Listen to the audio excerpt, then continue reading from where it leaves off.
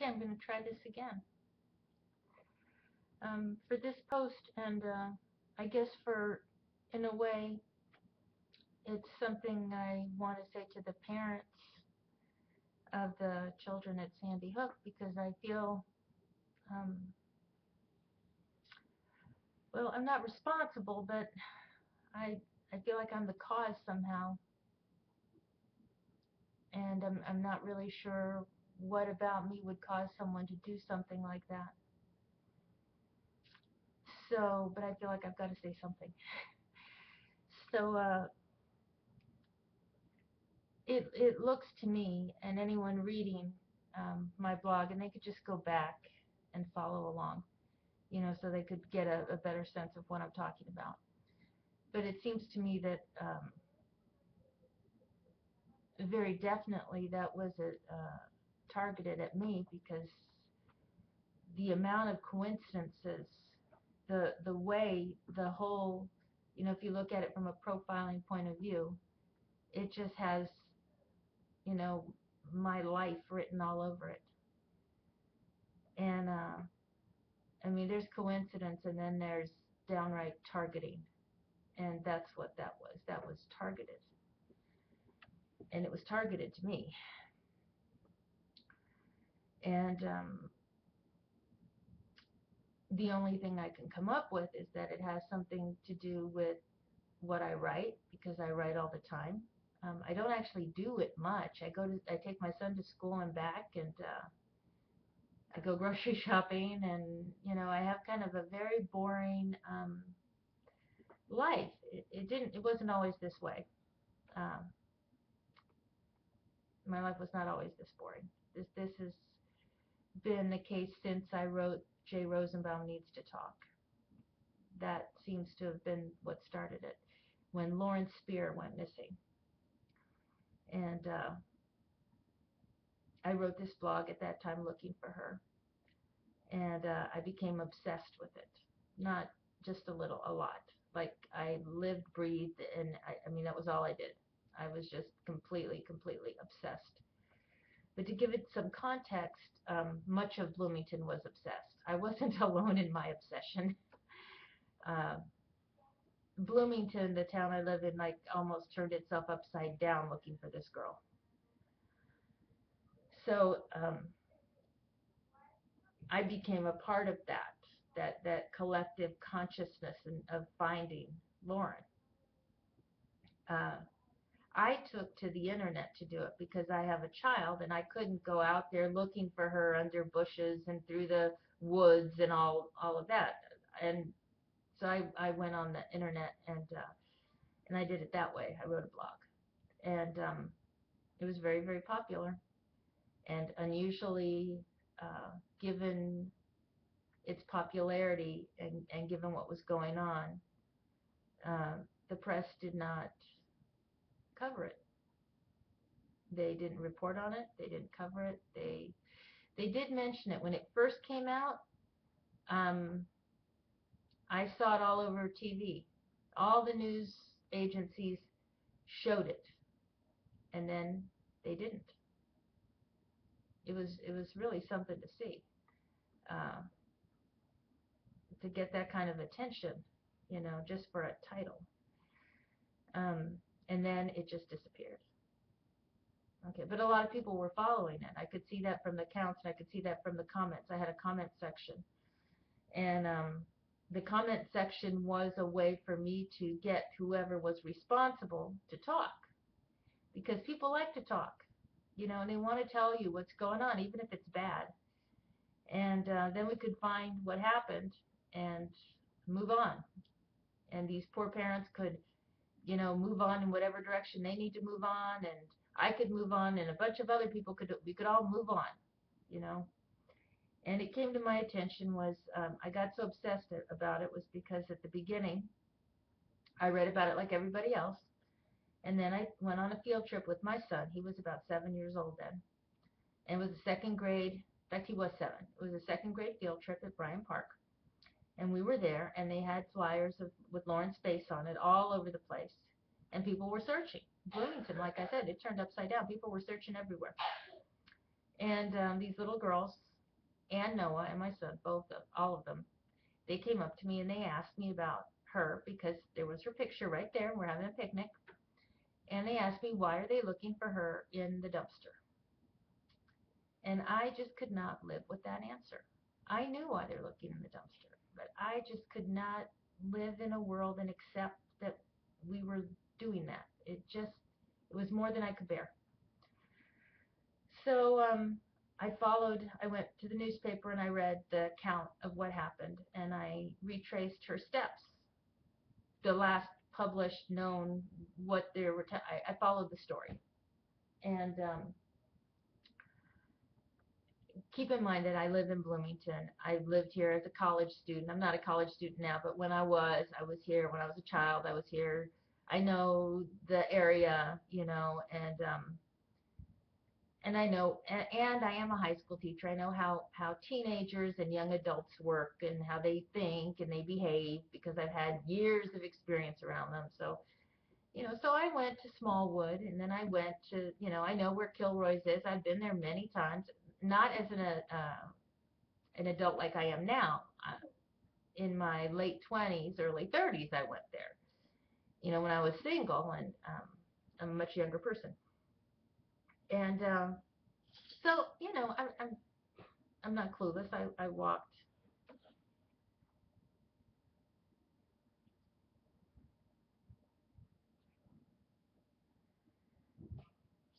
I walked through the whole thing, and the first thing that crossed my mind, and I'm not the only one. I am not the only one who thought this. The first thing that crossed my mind is it did not happen like this. I don't know how it happened, but this is not how it happened.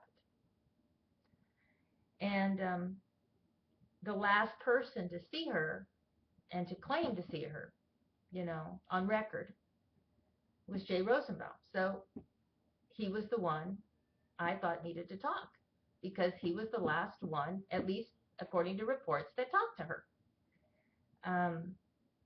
So I wanted to hear what he had to say. I was not blaming him. I just, it was just logical. If you're the last one, then, that's the person you wanted to hear from. And for me, it helps if you can see the person's face and you can see their demeanor and you can ask them questions, and then you have a place to work from. Okay, I didn't think we should just be out there looking for somebody without, an idea. I mean, this just seemed like so stupid to me that they were turning everything upside down looking for this girl when, the guy who last saw her standing right there. So why not ask him? What the hell happened?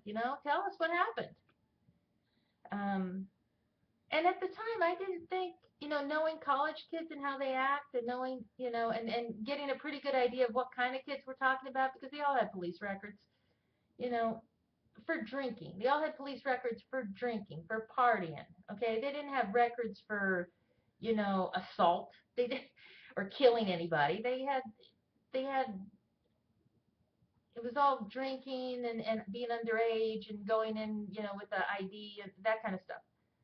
So I truly did not expect to hear anything bigger than maybe there was an accident.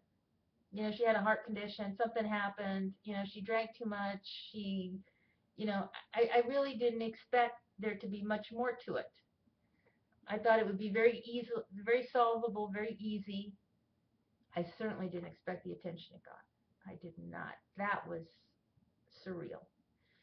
Um, but be that as it may, it was that blog where I met Steve Jobs online. He had a pseudonym.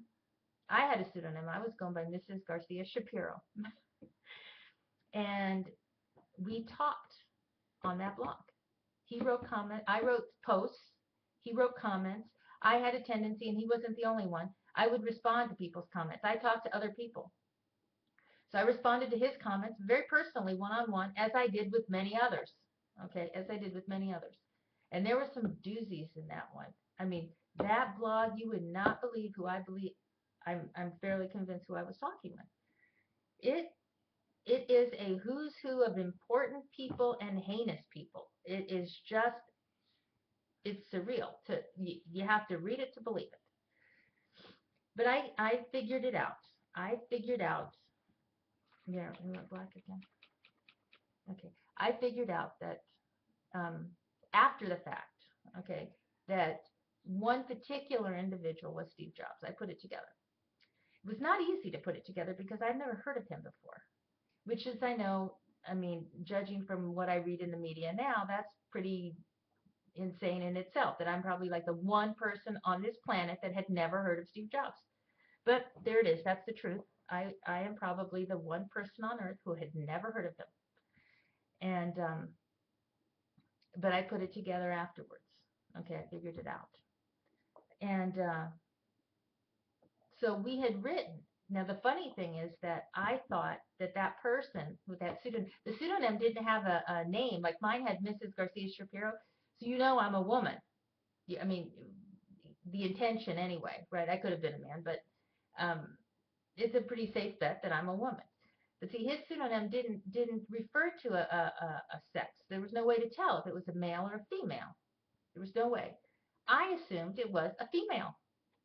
Okay, wrongly so, but I did, and that's part of the reason of how I figured it out was because there was one very heated discussion that went on, and I told him I loved him, but I referred to him as a her, and he got offended and said, no, no, no, I am not a woman, I am a man.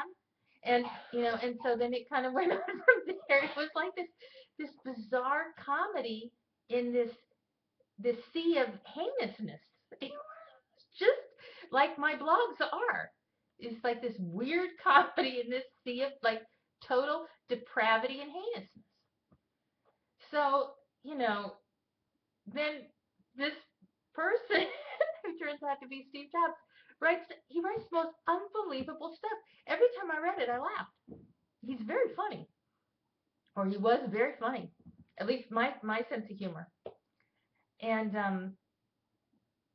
I would just laugh, and I even wrote about that in the blog itself. I said, well, thank you very much for making me laugh because this is so awful. I cry 90% of the time. Sometimes I need to laugh or I'm going to go insane. So anyway, the blog got so out of control that I had to stop it because I just couldn't live with it. It was making me sick. I mean, it was making me emotionally, mentally, physically sick. And it got way too heated. There were people discussing things on there that were letting me know that they were part of the military, that they were part of some kind of covert operations, that there was like all kinds of surveillance going on. And then there were things happening in Bloomington that confirmed to me that I was being watched. Okay, there were things, I don't remember off the top of my head what exactly. Uh, oh, there was like some kind of thing going on in the backyard like I had for a while. I was pretty sure that someone had put some kind of I don't know, like they were watching me. There were things going on that made it pretty clear that that was going on. And you would expect that. It's not as crazy as it sounds because remember, I was writing about finding a girl that was missing and that nobody wants to talk about. So whoever did it, or whoever's, maybe there's more than one, I don't know, because it's still unsolved. Um, they would have an interest in what am I doing, okay? Because apparently I'm uncovering something, and they want me to stop uncovering whatever it is I'm uncovering. So it does make sense. It's not like completely out of left field for me to think that, and especially when I see it going on around me. Uh, you know, like people coming to my door offering me free surveillance equipment, right? They're offering to come in and put in free surveillance equipment to protect me for free. The company is doing this for free. I mean, I'm not stupid. Oh, I got to stop here because my little 15 minutes is going to be up, but there's going to be a part two because I'm not done.